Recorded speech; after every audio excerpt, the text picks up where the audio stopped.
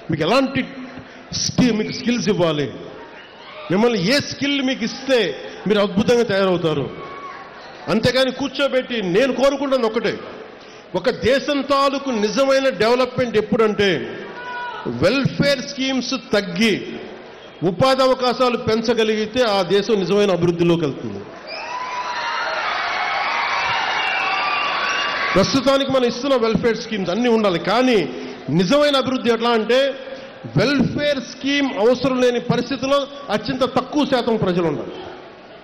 ఎక్కువ శాతం ప్రజలు వాళ్ళ స్వయం శక్తి మీద, వాళ్ళ కాళ్ల మీద వాళ్ళు నిలబడగలిగే సత్తాని ప్రభుత్వాలు కానీ పాలసీలు, పబ్లిక్ పాలసీల ద్వారా కానీ తీసుకురాగలిగితే అది నిజమైన అభివృద్ధి.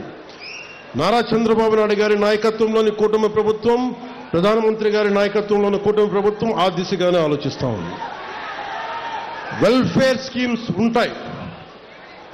వెల్ఫేర్ స్కీమ్స్తో పాటు అసలు వెల్ఫేర్ స్కీమ్ పరిస్థితుల్లో కంటే కూడా అభివృద్ధిని ఎలా చేయాలి, మనం ఏ రకంగా తీసుకెళ్ళాలి, ఏ రోడ్లు, నేను ఏ మూలకెళ్ళండి రోడ్డు మీదకి వచ్చినా, ఏ మూలకెళ్ళినాక నన్ను అడిగేది ఒకటే, మొన్న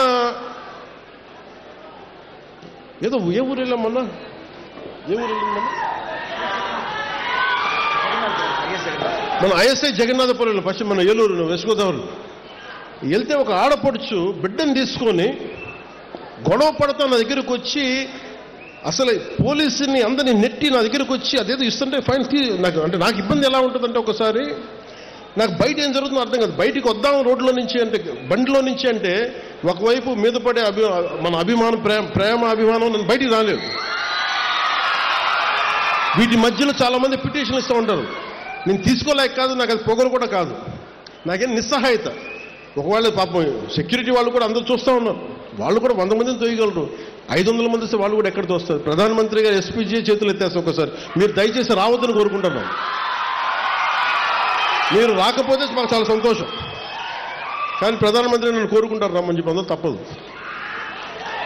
కానీ మన ఐఎస్ జగన్నాథపురం వెళ్తే ఒక ఆడపడుచు కూర్చొని రోడ్డు అందరితో మనకి కొట్లాడి పోట్లాడి, నేను ఇంకా ఆవిడ పరిస్థితి చూసి ఆపాను.